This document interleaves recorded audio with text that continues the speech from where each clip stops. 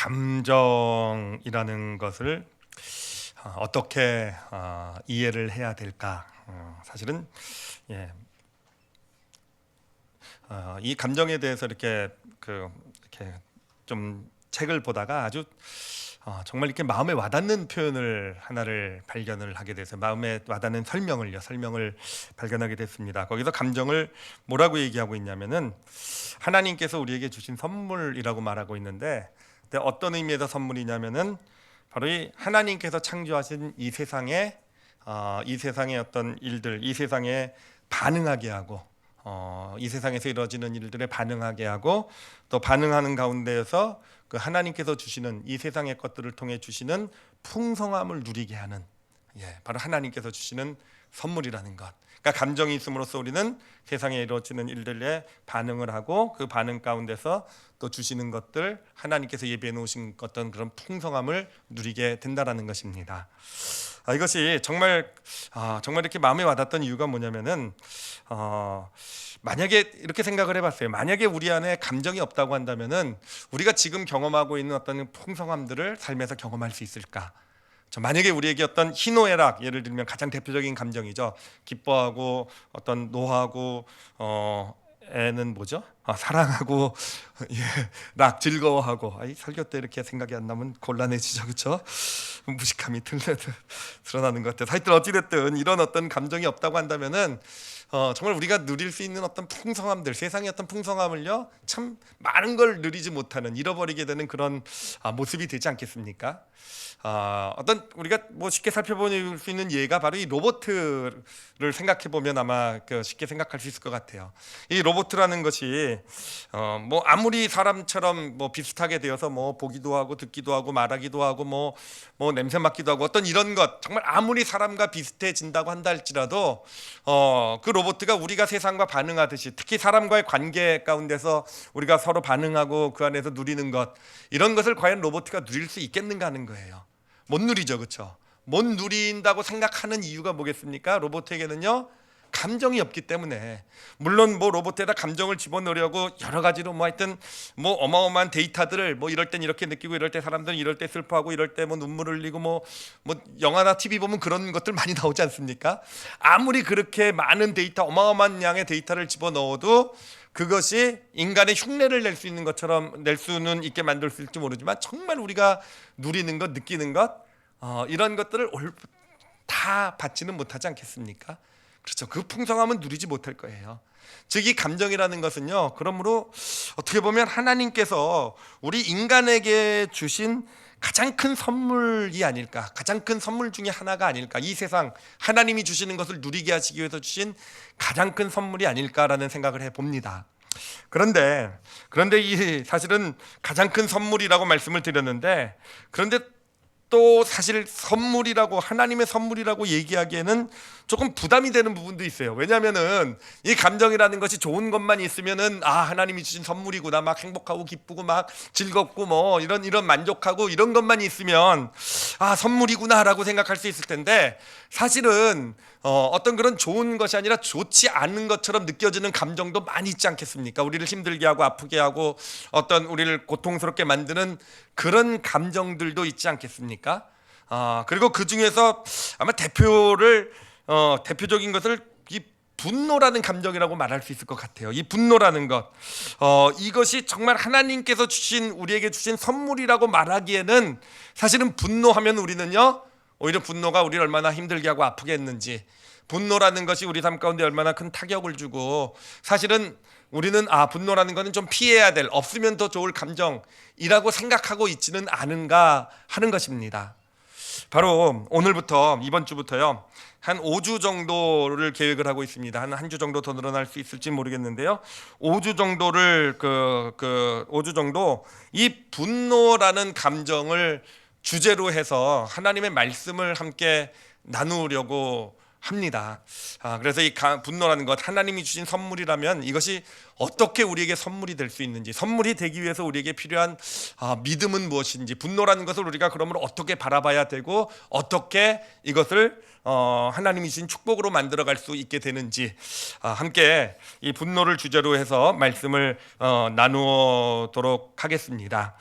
근데 참고로 말씀드려서 이 분노에 대해서 나눌 때 제가 참고로 보는 책이 있어요. 몇 년 전에 처음 봤던 책인데 사실 정말 많이 은혜를 받고 깨달음도 많이 받았던 그런 책입니다. 그래서 저희 어떤 설교의 틀이 이 책의 어떤 그런 어떤 틀과 이제 같은 그 방향으로 이렇게 가게 될 것이고, 여기서 많은 자료를 또 얻고요. 그것을 가지고 성경과 연결시켜서 그 성경의 통찰과 연결해서 말씀을 전하게 될 것입니다. 그래서 우리 성도들도 혹시 괜찮으시다면은 이 분노 컨트롤이라는 책이에요. 미국 분들이 쓴 책인데, 이 분노 컨트롤이라는 책을 이렇게 보시면서 구입해서 좀 같이 보시면서 또 설교도 같이 들으실 수 있다고 한다면은 오히려 풍성하게 말씀을 깨닫고 스스로에게 더 실제적으로 좀 적용해 볼 수 있는 말씀의 축복이 있고 또 책 읽는 거에 축복이 있거든요. 책을 보면은 좀 더 실제적이고 본인에게 조금 더 이렇게 어떤 그런 고민해보고 연결시켜 볼 수 있는 그런 도움이 되고요. 또 말씀이라는 것은 성령 역사가 있는 것 아니겠습니까? 또 하나님의 은혜 축복이 주어지는 것이기 때문에 그렇게 깨닫고 더 알게 된 것이 내 삶에 실질적으로 내 것이 되어져가는, 풍성하게 되어져가는 그런 역사도 있게 될 것이라고 기대를 해봅니다. 어찌됐든요, 분노 컨트롤이라는 책이고요. 저희 북카페에서 여러분의 신청을 받아서 구입을 해드리도록 하겠습니다. 그래서 원하시는 분들은 북카페에 가면은 이름 적으실 수 있으실 거예요. 그러면은 저희가 교회에서 다음 주까지 구입을 이렇게 해 놓도록 하겠습니다. 자, 오늘 그 첫 시간이고요. 오늘은 이제 오늘과 다음 주는요, 분노의 이해에 대해서 함께, 그러니까 분노를 이해하는 어떠한 것인지를 이해하는 그런 말씀을 나누게 될 것입니다. 그리고 오늘의 소제목은 분노는 나쁜 것일까라는 거예요. 분노는 나쁜 것일까? 라는 소제목을 가지고 함께 말씀을 나누도록 하겠습니다. 분노하면은요, 분노는 나쁜 것일까라고 하면 어떻습니까? 일반적으로는요, 분노하면 다 나쁘게 생각하시죠, 그렇죠? 좋은 거 아니라고 생각을 합니다. 그리고 사실 분노에 대한 여러 가지 어떤 자료들 이렇게 보면은요, 대부분 분노는 부정적인 어떤 그런 것으로 이렇게 연구가 되고 이렇게 분석이 되는 것을 보게 됩니다. 성경도 보면은요, 이 분노에 대한 가르침들이 여러 가지가 나와 있는데, 사실은 분노를요 좋게 좋은 방향으로 해석하고 있지는, 우리에게 알려주고 있지는 않습니다.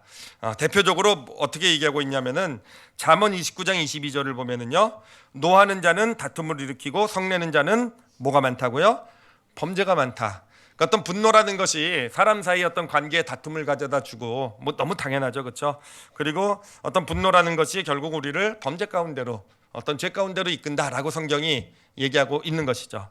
그런가 하면은 이제 정신분석학 같은 데 분석학을 보면은요, 그렇게 얘기를 하더라고요. 우울증 있죠, 우울증. 이 우울증의 그 원인을 이렇게 따져보면은 거의 90% 정도가 바로 이 분노에서 비롯되는 거래요. 분노라는 것, 어떤 그런 해결되지 못한 그런 분노가 어떤 우울증으로 나타나게 되는 것, 한 90% 정도의 원인을 차지한다고 말하고 있습니다. 그것을 보면서 생각한 게, 오늘날 점점 우울증의 문제가 심각해지고 있지 않습니까? 더 만연해지고 어린 아이들까지도 어떤 우울증의 문제를 갖고 있는 것을 보면서, 그렇다면 이게 분노의 문제가 결국은 더 오늘날 심각하게 우리 가운데 자리 잡고 있는 것이구나라는 그런 생각을 해보았습니다. 그리고 결국 이 분노라는 것은요, 중독의 그 주요 원인이라고 합니다. 그래서 무슨 알코올 중독도 그렇고, 또 여러 가지 중독들, 아이들의 어떤 게임 중독들, 이런 것도 어떤 올바로 처리되지 못한, 해결되지 못한 분노의 문제. 그러니까 이 분노의 문제가 어떤 그런 이런 실질적인 우울증이라든지 중독의 문제라든지 해결을 해나가는 데 있어서의 어떤 중요한 이슈가 된다라는 것, 그렇게 볼 수가 있을 것입니다. 그런가 하면은 분노에 대한 어떤 그런 책들이나 이런 것들을 보면은요, 분노에 대해서 가장 많이 쓰는 표현이 뭐냐면은, 관련돼서 많이 쓰이는 표현이요, 파괴적인 감정이라는 거예요. 파괴적인.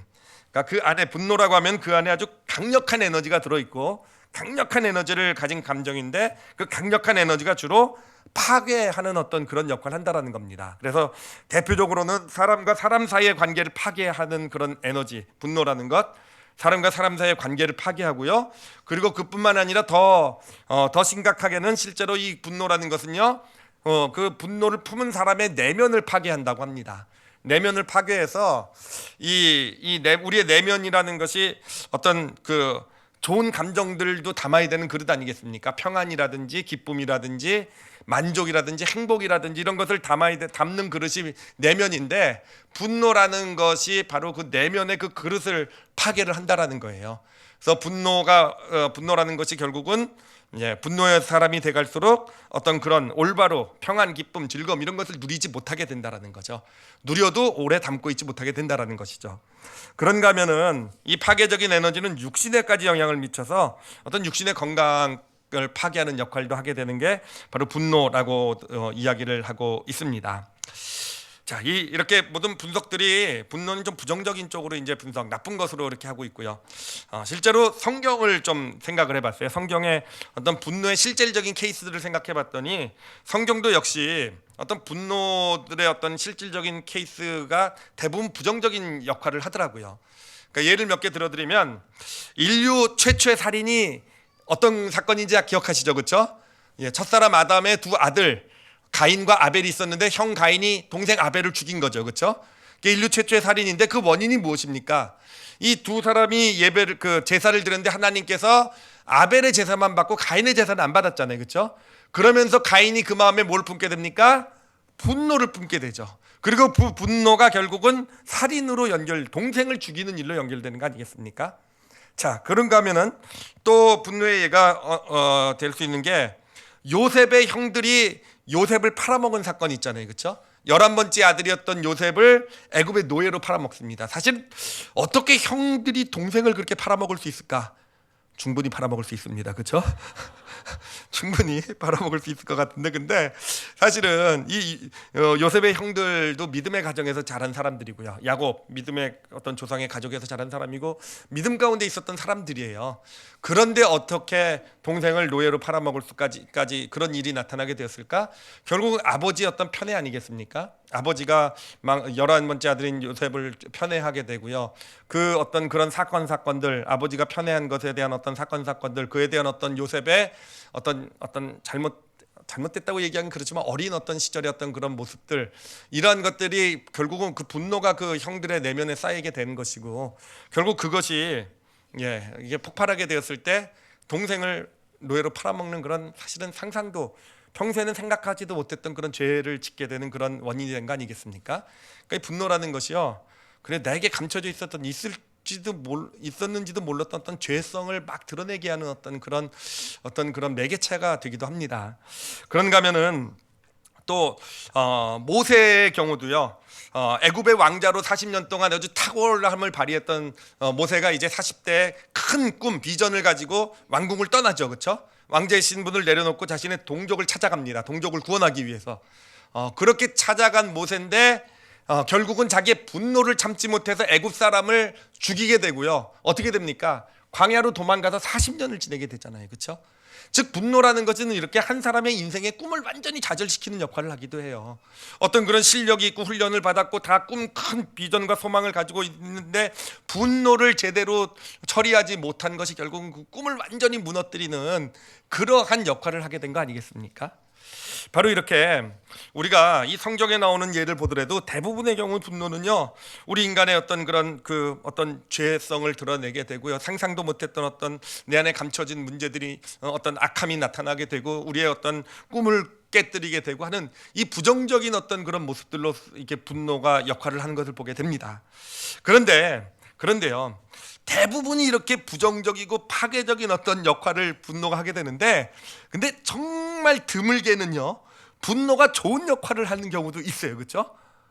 아주 드물지만 분노가 좋은 역할을 하는 경우가 있어요. 대표적인 예가 누구시겠습니까? 예수님이요, 그렇죠? 여러분 대부분 알고 있는 사건이죠, 그렇죠? 성전 정화 사건이라고 이 바리새인들이, 종교 지도자들이 성전을 돈 버는 어떤 터전으로, 장사하는 터전으로 만들어 버리잖아요. 그런데 예수님께서야 뚜껑이 열리셨습니까? 안 열리셨습니까? 그렇죠? 보면 안에 아마 머리에서 김이 났을 수도 있어요, 그렇죠? 그리고 나서 예수님께서 독끈으로 채찍을 만들어 가지고요 다 뒤엎어려 버리잖아요, 그렇죠? 다 뒤엎어 버리잖아요. 그 분노 앞에 그 장사하는 사람이요, 다들 아무 말도 못 하잖아요. 꼼짝 못 하고. 사실 누가 와서 장사 다 뒤엎어 버리면 여러분 어떻게 하시겠습니까? 당신 뭐야 따질 텐데 따지지도 못해요. 왜 못 따졌겠습니까? 예수님 하도 무서워서 분노한 게, 그렇죠? 하여튼 예수님의 그 분노, 이 분노가 성전을 깨끗하게 정화하는 어떤 그런 힘이 되지 않았습니까? 그렇죠? 그런 열정이 되지 않았습니까? 그러니까 우리가 그런 분노를 보고 그래서 거룩한 분노다 뭐 이런, 하여튼 이상한 분노도 다 있어요. 하여튼 거룩한 분노다 이런 표현을 하기도 합니다. 그런가 하면은 모세요. 사실은 이 분노 때문에 자신의 비전 꿈을 40년 동안이나 이렇게 포기해야 됐던, 접었어야 됐던 모세가요, 후에는 이 분노를 오히려 올바로 사용하게 되는 것을 보게 돼요. 그 시내산에 그 모세가 그 십계명을 받으러 올라갔을 때 이스라엘 백성들이 모여가지고는요, 금송아지를 만들고 막 예배를 드리고 막 축제를 벌였잖아요. 그것을 내려온 길에 봤던 모세가 어떻게 합니까? 그 안에 분노를 폭발시키게 되죠, 그렇죠? 그리고 그 분노로 무슨 일을 합니까? 우상을 없애버리고요, 그렇죠? 이스라엘 백성들을 다시 하나님 앞에 무릎 꿇게 하는 어떤 그런 열정, 능력이 되어져 가게 되잖아요, 그렇죠? 바로 분노라는 것은요, 그러므로 어떻게 보면은 이 분노라는 것은요, 이렇게 그 많은 경우 부정적으로 쓰임 받지만 어떤 파괴적인 영향을 어떤 미치기도 하고, 평소에 내가 알지 못했던 나의 어떤 부정적인 것, 악한 것, 옳지 못한 모습을 나타나기도 하지만, 그러나 분명한 것은요, 드물기는 하지만 이 분노가요, 해야 할 일을 하게 하는 그런 열정, 에너지를 공급하기도 한다라는 거예요. 해야 할 일을 하게 하는 그런 열정, 에너지. 그렇죠. 우리 삶을 보더라도요, 우리의 모습을 보더라도 여러분 한번 생각해 보십시오. 우리 앞에 옳은 일하고 편한 일이 놓여 있을 때, 대부분 옳은 일은 편한 일은 아니에요, 그렇죠? 옳은 일은 대부분 귀찮고 힘들고 희생해야 되고 포기해야 되는 일이에요. 근데 옳은 일하고 편한 일이 있을 때 여러분 주로 어느 쪽을 택하십니까? 왜 이렇게 솔직하세요? 그죠? 대부분의 우리는요, 편한 길을 택해요. 대부분 편한 길을 택해요. 근데 왜 편한 길을 택하는가라고 생각을 해보면 저도 그렇거든요. 뭔가 이게 분명히 옳은 길인 건 알겠지만, 이걸 하려면 너무 귀찮고 힘들고 포기해야 될 것도 많고, 그러니까 그냥 편한 길을 가요. 편한 길을 가는데 왜 그럴까 생각을 해보니까 결국은요, 우리 분노할 줄 몰라서 그런 건 것 같아요. 뭔가 옳은 길을 보면 힘들고 어려워, 그래도 옳지 못한 것을 보고 분노할 수 있다고 한다면 그 에너지가 결국은 좀 힘들고 어렵고 포기하는 거라고 한다 할지라도 옳은 길을 걸어가게 만들어줄 수 있을 텐데, 우리는 분노하기보다는 분노를 누르고, 그렇죠? 그리고 그냥 편한 길, 눈을 감고 가는 길을 택하는 것이 우리의 모습 아니겠습니까? 결국 분노라는 것이요, 우리로 하여금 어떤 어려움, 힘든 일이 있어도 그것을 극복해내게 하는, 그리고 올바른 길을 가게 하는 능력이 되게 하고요. 특히 믿음의 사람들에게 있어서는요, 그렇게 올바른 길을, 그 에너지, 갈 수 있는 에너지를 공급받고 가는 길에 하나님의 역사하심, 하나님의 도우심을 경험하게 하는 그런 도구가 되기도 합니다. 그래서 이 분노라는 것을 우리는 처음에 던졌던 질문이 그거죠. 분노는 과연 나쁜 것일까? 답은요, 아니다예요. 그렇죠? 아니다예요. 분노는요, 그 자체로는요, 나쁜 것도 좋은 것도 아니에요. 그 자체, 분노라는 것 자체는요, 선한 것도 아니고 선하지도 악하지도 않고, 그 자체로는요, 여러분, 중립적인 겁니다. 중립적인 거예요. 자, 그런데 특징은 뭐냐? 중립적인 감정인데 특징은 그 안에 큰 에너지가 들어있어요.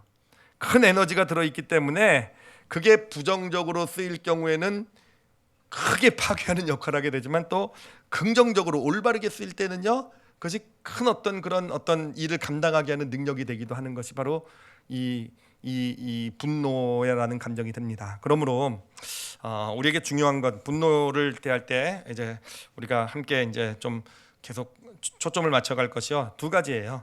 첫 번째는 분노가 부정적으로 이렇게 쓰이게 될 때 이것을 올바로 어떻게 처리를 할 것인가. 부정적인 어떤 그런 역할을 하게 될 때 그거를 올바른 방향, 올바르게 쓰임 받을 수 있도록 어떻게 할 수 있을 것인가를 우리가 알아야 되고요. 두 번째는요, 올바르게 또한 분노할 수 있는 법을 배워가야 돼요.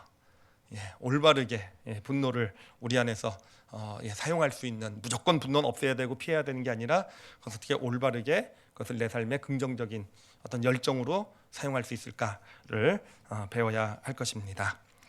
자, 그러면은요, 이제 분노는요, 중립적인 감정, 큰 에너지를 가진 중립적인 감정이라고 했어요. 자, 그러면 이제 이 분노를 올바른 방향으로 우리가 축복으로 만들어 가기 위한 첫 걸음을 오늘 하나 나누도록 하겠습니다. 가장 기본이 되는 그런 그 분노에 대한 이해예요. 분노라는 것을 우리가 이렇게 바라봐야 되는구나. 분노는 일단 중립적인 감정이다라는 것 첫 번째고요. 그러면 분노를 바라봐야 될 시야입니다. 자, 이제 말씀의 시작에서요. 감정이라는 것은 하나님이 주신 선물이라 그랬죠, 그렇죠? 그러니까 세상에 대해서 올바로 반응하고 그래서 하나님이 주시는 어떤 그런 풍성함을 누리게 하는 어떤 그런 선물이 우리 안에 있는 감정이에요, 그렇죠? 감정. 그러므로 여러분 이 감정이라는 것은요 우리가 어떻게 바라봐야 되냐면은 감정은요 하나의 신호로 바라봐야 돼요. 내 안에 어떤 감정이 주어졌다라고 하면은요 그거는요 이제 내가 세상에 있는 하나님의 좀 풍성함을 경험하게 하기 위해서 하나님께서 뭔가 나에게 지금 신호를 보내주시는 것이다, 이렇게 바라봐야 됩니다. 바로 예를 들면은 좋은 감정들 있잖아요. 좋은, 아주 일반적으로 우리가 좋다고 생각하는 감정들, 어떤 기쁨, 행복, 뭐 어떤 그런 만족, 즐거움, 평안, 이런 것들이 우리 마음 가운데 자리 오게 되면은요, 그거는 어떤 신호냐면은 지금 내 원함이나 내 필요가 채워지고 있다는 그런 신호예요. 또는 그것이 채워졌다라는 신호입니다. 그렇죠, 여러분 맞죠, 그렇죠? 평안했다라는 건 지금 나에게 내가 필요한 뭔가가 채워졌기 때문에 평안한 거 아니겠습니까? 내가 지금 기뻐한다라는 건 내가 원하는 뭔가가 지금 이루어졌고 이루어지고 있기 때문에 그 기쁨이라는 것, 그러니까 뭔가가 채워지고 만족이 됐다라는 그런 신호가 되는 거죠. 좋은, 우리가 일반적으로 좋게 생각하는 감정은. 그렇다면은 우리가 보통 나쁜 감정이라고 말하는 것들은 무엇에 대한 신호겠습니까? 반대겠죠, 그렇죠? 아직 뭔가가 채워지지 않았다라는 신호예요.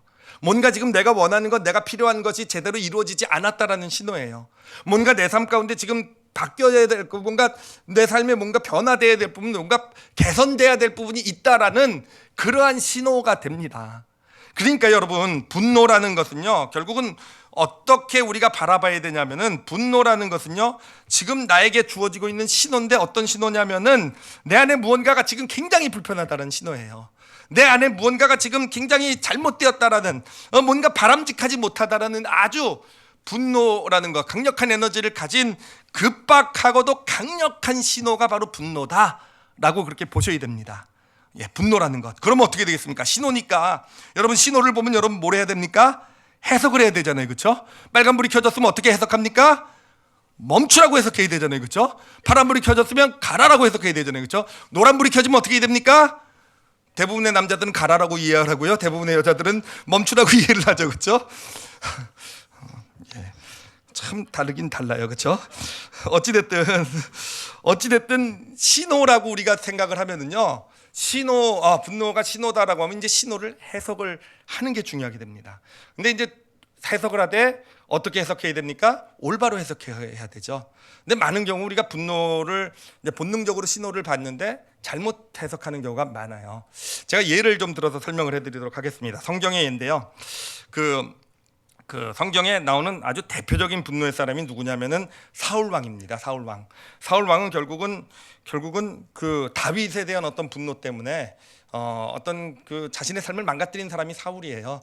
다윗에 대한 분노를 참지 못하고 죽이려고 하고 결국은 평생 일어났던 것을 다 이루어놓은, 왕으로서 이루어놓은 것을 다윗 하나, 그 분노 가운데 다윗 하나에 대한 어떤 분노를 올바로 처리하지 못해서 자신의 것을 다 잃어버린 사람이 바로 이 사울 왕이 됩니다. 근데 그 사울 왕의 이 분노가 이제 처음 폭발한 사건이 오늘 우리가 본 본문의 이야기가 돼요. 이제 다윗이 다윗과 같이 전쟁을 갔다 왔는데 뭐 전쟁에 승리하고 이제 개선행군을 하는 거죠. 근데 그 백성들이 찬양을 하는데 사울은 몇입니까? 천천이고 다윗은 만만이라고 찬양을 해요. 다윗은 만만이요 사울은 천천이다. 듣는 사울 기분 나쁘겠습니까? 좋겠습니까? 기분 엄청 나빴겠죠, 그렇죠? 그러니까 그 안에 분노가 쌓이게 되는 거예요. 분노가 쌓이게 되고 결국은 그 분노가요 다윗을 향해서 폭발을 하게 됩니다, 그렇죠? 다윗을 향해 폭발을 하게 돼요. 근데 여러분 그래서 폭발해서 창을 던져서 다윗을 죽이려고 하게 되는데 잘 생각해 보세요. 사울 왕은요 자신에게 올라온 분노를 어떻게 그 신호를 해석을 하게 됩니까? 지금 자신에게 분노가 올라온 것을 가지고 사울 왕은요 그 원인을요 다윗이라고 봤어요, 그렇죠? 이 다윗, 백성들이 저렇게 다윗을 환호하고 인정하는 것을 보면서 자신의 왕권의 위협이 될 존재로 봤어요. 그렇기 때문에 위협이 될 존재, 그러니 다윗이 분노의 원인으로 본 것이고, 그러니 어떻게 해결해야 됩니까? 분노의 원인이 됐던 다윗을 제거하면 자신의 분노의 문제는 해결이 되는 거잖아요. 그렇죠? 이게 사울 왕의 해석이었어요. 그런데 여러분, 이게 맞는 해석일까 하는 거예요. 사실은 안타깝지만 대부분 우리는 다 그렇게 해석을 해요. 우리에게 어떤 일어나서 분노가 오게 되면은 우리는 그 외부에서 이제 분노의 원인을 찾아서 그것을 제거하려고 합니다. 그게 일반적인 분노 해결의 방법이에요. 그런데 여러분, 사울 왕을 잘 보면은요, 사실 예전에 사울 왕을 이렇게 좀 연구를 하면서 사울 왕은요, 연구하면 연구할수록 참 불쌍한 사람이라는 것을 보게 돼요. 정말 안 됐어요. 왜냐하면 물론 왕이 됐기 때문에 얼마나 축복받았느냐 할 수 있을지 모르겠지만, 사실은 사울 왕은요, 그 어디 출신이냐면 베냐민 지파 출신이에요. 베냐민 지파. 근데 베냐민 지파가 어떤 지파냐면은 사울이 다 이스라엘을 세웠을 때가 처음 왕국이 이제 왕이 다스린 나라가 된 것이고요. 그 전에는 이제 12지파가 다 그냥 각자 자치적으로 살면 어떤 느슨한 어떤 그런 지파 연합 공동체였어요. 근데 그 사울 왕이 되기 얼마 전에 어떤 일이 있었냐면은 그 베냐민 지파가요, 어떤 큰 죄를 저지르게 돼요. 그래서 사람들이 와서 베냐민 지파를 정죄를 하게 되자 베냐민 지파가 반발을 합니다. 너희들이 뭔데 우리한테 나서서 그러냐? 그래가지고 전쟁이 벌어지게 돼요. 1대 11로 전쟁이 벌어지게 돼요. 예, 저도 17명까지 해본 적이 있으니까 예, 뭐 1대 11 뭐 큰 건 아닐지도 모르겠지만 어찌됐든 한 지파랑 11지파가요, 11지파 연합군이 한 지파를 싸우게 됩니다. 근데 이 11지파가 이 베냐민 지파 한 지파를 못 이기는 거예요. 그러니까 이 악으로 덤벼드는 베냐민 지파를 어떻게 이 11지파 감당을 못하는 겁니다. 그러니까 전쟁을 하면서 이 11지파가 계속 밀리고 베냐민 지파에 막 지는 거예요. 그러니까 지다 보니까 이 11지파가 진짜로 뚜껑이 열려버렸어요. 진짜로 정말 열받아 버려가지고 처음에는 그냥 혼내주려고 시작했던 그런 거였는데, 이 11지파가 열이 받아가지고는 이 베냐민 지파를 아주 전멸을 시켜버리게 됩니다. 그래서 거의 다 죽여. 그래가지고 다 죽이다가 정신을 차려요. 이러다간 지파 하나가 없어요. 하나님이 정해주신 12지파 중에 하나를 우리가 없애겠구나라고 정신을 차리게 되고, 그래서 그때 멈추게 되는데 몇 명이 살아남게 되냐? 그래서 베냐민 지파에 600명이 살아남게 돼요. 한 지파가, 보통 10만이 넘는 한 지파가 600명만 살아남고 몰살을 당하게 된 겁니다. 그러니까 완전 지파가 이름만 남은 어떤 그런 지파가 된 거죠. 게다가 베냐민 지파는 그 땅 위치가 어떻게 됐냐면은 이스라엘의 그 베냐민 지파 위쪽은요, 에브라임 지파가 있어요. 에브라임 지파는 요셉 지파라고 보시면 돼요. 요셉, 가장 강력하겠죠, 요셉. 그렇죠? 그 밑은요 누구냐면 유다 지파예요. 유다, 이스라엘의 장자죠. 다윗이 결국 거기 유다에서 나오지 않습니까? 그 사이에 아주 끼어있는, 정말 실처럼 끼어있는 지파예요. 아무 힘도 없고, 그런 정말 그렇게 멸망당할 뻔하고 완전히 그냥 이스라엘 공적이 돼서 몰살을 당할 뻔한 지파인데, 그런데요, 하나님께서 이제 이스라엘의 백성들이 이스라엘에게 하나님이 왕을 주십시오 하니까 하나님께서 그래 모여라, 내가 왕을 세우겠다. 그래서 이스라엘 백성들이 다 모입니다. 그런데 하나님께서 왕으로 지명하신 인물이 누구였는가? 베냐민 지파 사람이었던 거예요. 사울이라는 베냐민 지파 사람을 세운 거예요. 그러니까 그 광경을 보면은요, 이스라엘 백성들이 어이가 없어 하는 그런 모습이 나타나요.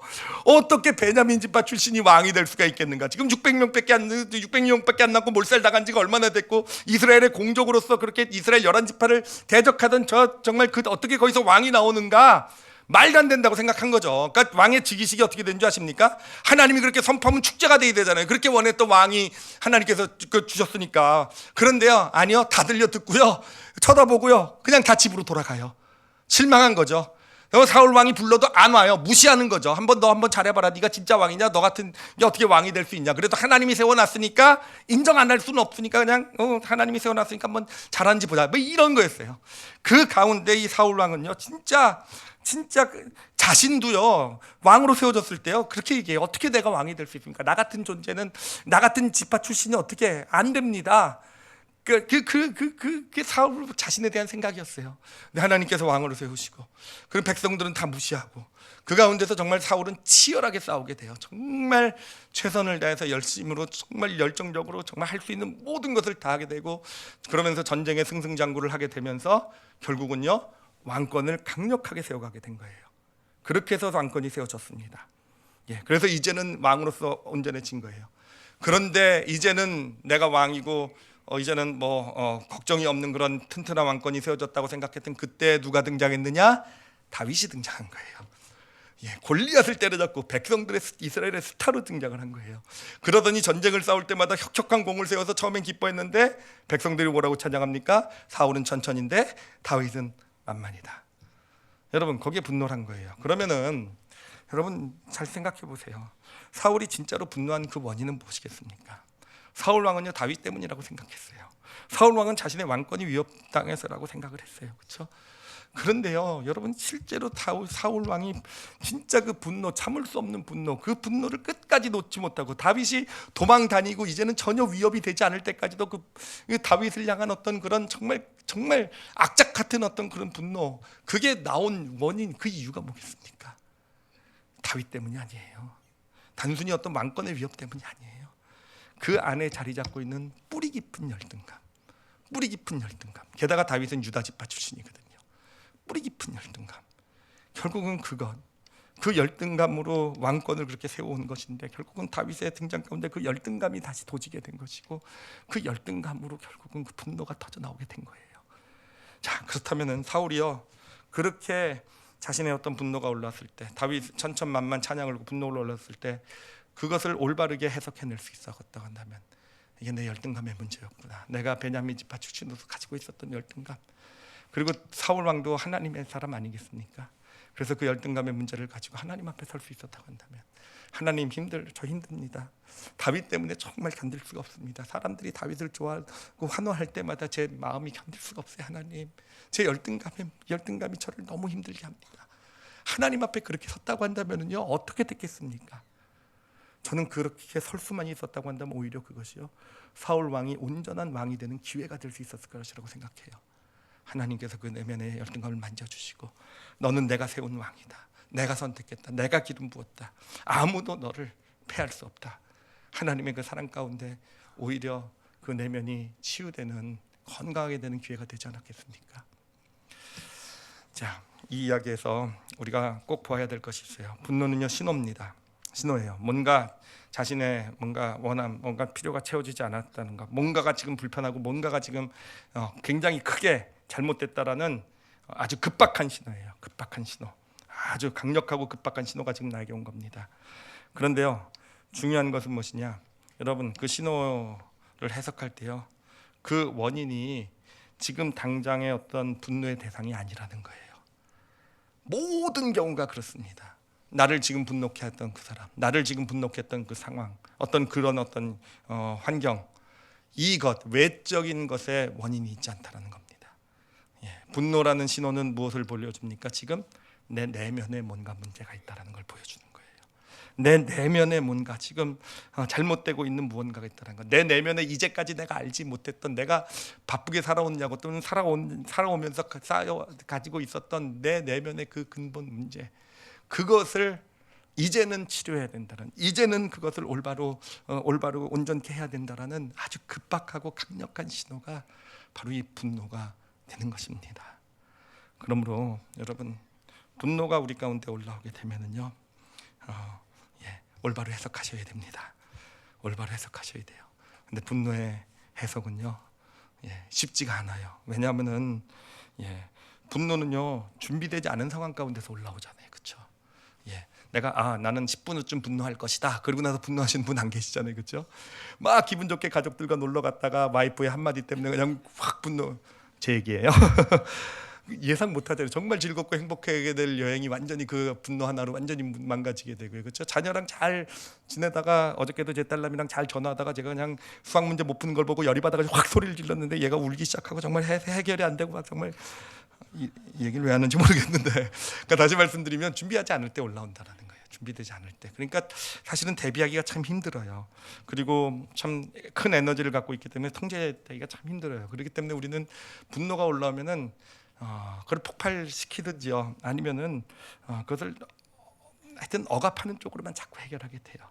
그런데 이제 우리는 여러분 정확하게 아셨죠? 분노라는 것은 뭡니까? 신호라는 거예요. 그렇죠? 그러니까 이제는요, 분노가 올라오면은요, 그 신호를 해석하는데 집중하시는 여러분이 되시길 바랍니다. 그것을 해석해낼 수 있어야 돼요. 근데 내 힘으로는 안 돼요. 내 힘으로는 준비도 돼 있지 않고 급박스러운 그런 상황 가운데서 오히려 외적으로 어쩌면 그것을 억압하는 데만 할 수밖에 없는 존재가 우리예요. 그러니 분노가 올라오면 누구에게로 가져가야 되겠습니까? 하나님께로 꼭 가져가세요. 그리고요, 이 분노가 무엇을 말아주고 있는지 여러분 귀 기울여서 들으시기 바랍니다. 하나님께 물어보세요. 왜 지금 제가 분노합니까? 지금 나를 분노할 수밖에 없는 내 내면에 지금 내 안에 있는 문제가 무엇이겠습니까? 이렇게 질문해 하실 수 있어야 되는 것입니다. 일부 예배 말씀을 전하면서 막 깨달음이 온 게 하나 있었어요. 뭐냐면은 분노라는 것은 하나님께서 나와 소통하자라는 그런 강력한 신호구나라는 거예요. 분노라는 것은 당장 내가 너한테 뭔가 얘기하고 싶은 게 있고 당장 해결해주고 싶은, 정말 너를 만져주고 내가 너에게 해줄 은혜가, 주고 싶은 은혜가 있다라는 거. 그러니 나에게 오라는 강력한, 하나님이 소통을 원하시는 강력한 신호가 바로 이 분노의 문제가, 우리 안에 분노가 되는 것입니다. 그러므로 여러분, 분노가 올라오면은요, 하나님께로 가지고 나가실 수 있는 그런 믿음의 사람들이 되시기를 바랍니다. 우리를 분노하게 하는 문제가 얼마나 많이 있습니까? 그렇죠? 그런 문제가 올라올 때마다, 특히 분노는 가까운 관계에서 많이 올라오잖아요. 사실 아무것도 아닌 사소한 어떤 문제에서 올라오는 그런 분노들, 그 안에서 그것이 내 아내 때문이 아니라, 내 남편 때문이 아니라, 내 자녀 때문이 아니라, 내 부모 때문이 아니라, 내 주변에 내 직장 상사 때문이 아니라 하나님 앞에 가지고 나가서 내 안에, 하나님, 내가 봐야 될 것이 무엇입니까? 하나님께서 말씀하고 싶은 것이 무엇입니까? 질문하고 들을 수 있게 될 때 이 분노를 올바로 처리해 나갈 수 있는 믿음의 능력이 우리에게 생기게 될 것입니다. 자, 오늘 이제 분노 첫 번째 날이었는데요. 제가 분노에 대한 이해 첫 번째 문장을 하나 만들어봤어요. 마음속에 담으시기 바랍니다. 분노는요, 부정적인 감정이 아닙니다. 분노는요, 올바로 해석되어져야 할 뿐입니다. 기억하실 수 있겠습니까? 뭐 다음 주에 물어보시면 다 모르실 텐데요. 네라고 대답을 하시는데 한번 따라해 주시기 바랍니다. 분노는 부정적인 감정이 아니다. 올바로 해석되어져야 할 뿐이다. 아시겠죠? 분노요, 부정적인 감정 아니에요. 물론 터뜨리는 건 좋지 않을 수 있겠지만 그렇다고 꼭 억누르는 것만이 꼭 좋은 것은 아닙니다. 부정적인 감정이 아니고요. 지금 뭔가 그냥 신호예요, 신호. 뭔가가 잘못되었다는 거. 내가 지금 뭔가 바뀌어져야 될, 뭔가 변화돼야 될, 뭔가 정말 그런 시간이라는 거. 하나님께서 주신 신호입니다. 하나님 앞에로 가져 나가시고 올바로 해석하시고, 그래서 분노를 통해서 우리와 소통하시고 우리 삶 가운데 역사하시는 하나님을 경험하시는 저와 여러분이 되시기를 예수님의 이름으로 축원합니다. 기도하겠습니다.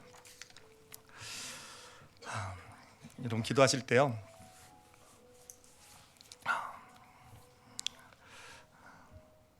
사실 저도 어제 그런 생각을 했어요. 내가 왜 그 사람 앞에서는 그렇게 쉽게 분노가 올라오는가라는 생각을 해봤어요. 그리고 사실은 믿음이 있다고 생각을 했는데도 그 분노가 올라올 때마다 저는 늘 그 사람의 어떤 모습을 계속 정죄를 하더라고요. 그렇게 하니까, 아직도 그렇게 사니까, 아직도 그렇게 그런 생각을 가지고, 그렇게 당신이 그걸 변하기 전까지는 나는 당신에게 계속 힘들게 할 거야, 당신을. 이런 마음으로 제가 이렇게 대하고 있는 모습을 하나님께서 보여주신 것 같아요. 그러면서 이렇게 묵상을 해봤어요. 내가 바로 그날도 분노를 했는데 왜 그랬을까요? 하나님, 제 내면의 문제가 무엇일까요? 뭐가 그렇습니까? 그러면서 제가 어떤 거절감의 상처가 있는데, 거절을 건디지 못하는 그런 상처가 있는데, 그것이 특히 가까운 사람들로부터 견디지 못하는 그런 모습이 나에게 뿌리 깊게 있더라고요. 그래서 그런 모습을 이렇게 조금 볼 수가 있었어요. 그러면서 참 하나님 앞에 이렇게 내어놓고 이렇게 했던 시간들, 그러면서 그 대상을 조금 그래도 다음번에 또 이렇게 이런 상황이 왔을 때는 내가 잘 이길 수도 있겠구나라는 그런, 이걸 잘 처리할 수도 있겠구나, 긍휼한 마음을 갖게 되었거든요. 그런 경험을 했어요. 여러분, 아마 이 분노의 문제는 우리 모두의 문제일 거예요. 특히 가까운 사람과의, 또 내 삶과 밀접하게 연결되어 있는, 또 특히 권위의 인물들, 내 삶을 좀 통제하려고 하는 어떤 사람들을 향해 우리 누구나 다 가지고 있는 그런 문제가 아닐까 합니다. 근데 여러분, 하나님께 그렇게 좀 구했으면 좋겠어요. 이제는 그런 상황에서 잘 해석하게 해주세요. 정말 잘 그 사람을 보고 외적인데 핑계 대지 말게 해주시고, 내 안을 좀 돌아보게 해주시고, 내 안에 분노할 수밖에 없게 만드는 내 안에 어떤 아픔들, 상처들, 내가 바뀌어야 될 부분들 하나님 보게 해주세요. 이렇게. 그리고 하나님 나와 소통하길 원하실 때 귀 기울여 듣게 해주시고, 그래서 온전케 하신 하나님의 은혜 가운데 있게 해주세요. 이렇게 하나님께 간구하시기 바랍니다.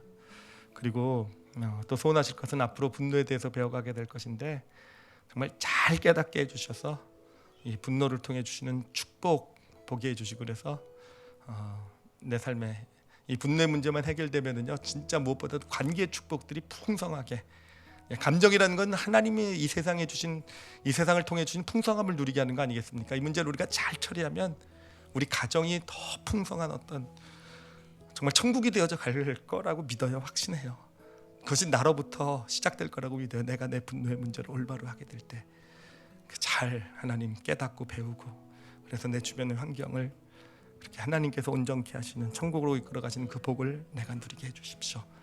우리 다 같이 오늘 말씀 생각하시면서 자신을 위해서 우리 함께 통성으로 기도하는 시간 갖겠습니다. 하나님 아버지, 감사합니다. 아버지, 분노의 문제를 올바로 해석할 수 있는 그런 아버지 믿음을 갖기를 원합니다. 하나님, 그것이 아님을 보게 해주사오니 이제는 우리 자신을, 내 자신을 보게 해주시고, 하나님 그렇게 정말 하나님이 이 분노를 얼마나 놀라운 축복으로 바꿔가시는지, 은혜로 바꿔가시는지 하나님 경험하는 그런 길 걷게 하여 주시옵소서. 하나님 감사합니다. 성령님, 당신을 의지합니다. 하나님 아버지, 감사합니다. 이미 많은 것이 바뀌어 가게 될 줄로 확신합니다. 하나님, 저희들 이제 사실은 너무 쉽게 실망하고, 너무 쉽게 마음이 무너지고, 너무 쉽게 분노하고 하는 우리의 모습들, 하나님 이것이 극복될 것이라는 그런 소망을 품어 봅니다. 하나님, 그렇게 될 것입니다. 하나님, 우리 성도들 이제 첫 발걸음 저희 함께 시작하고 있사오니 은혜 주셔서 분노의 마음이 무너지고 실망하고 막 좌절 찾아올 때 하나님 앞에 가서 설 수 있는 은혜 주십시오. 이것을 올바로 해석해낼 수 있는 그런 그 자리가 바로 하나님 앞 아니겠습니까? 그 앞에 가져가게 해주시고, 그래서 이 분노의 상황을 통해서 우리와 소통하시는 하나님 그 은혜, 그 축복을 맛볼 수 있는, 경험할 수 있는 그런 삶이 되게 하여 주시옵소서. 하나님, 특히 지금 혹시 마음 가운데 삶에 대한, 환경에 대한, 사람에 대한 분노를 품은 분이 있다고 한다면 이 시간 당신께서 그 내면을 만져주시기를 소원합니다. 하나님, 해결해 주실 것이기 때문에 이 말씀 주셨는 줄 압니다. 그리고 앞으로 주실 줄 압니다. 그러니 그 마음 만져주시고 하나님을 향한 기대를 품게 해주십시오. 마음에 쌓여왔던 아픔들, 힘듦들, 때로는 정말 쏟아놓고 후회할 수밖에 없었던 그런 삶의 모습들, 때로는 그 분노를 쏟아놓지 못해서 너무 힘들고 고통스럽고, 그래서 평안하지도 못하고 기뻐할 때 기뻐하지도 감사하지는 못했던 우리의 모습들, 하나님 온전케 해주실 줄 믿습니다. 하나님, 당신의 피로 덮어주실 것이고 치유해 주실 것이고, 하나님께서 오히려 이 시간들을 통해서 얼마나 당신께서 우리를 사랑하시는지, 우리를 지키시고 보호하고 계시는지를 경험하는 하나님, 그런 은혜와 축복이 임하게 하여 주시옵소서. 아버지, 감사합니다. 감사합니다. 예수님 이름으로 기도드렸사옵나이다. 아멘.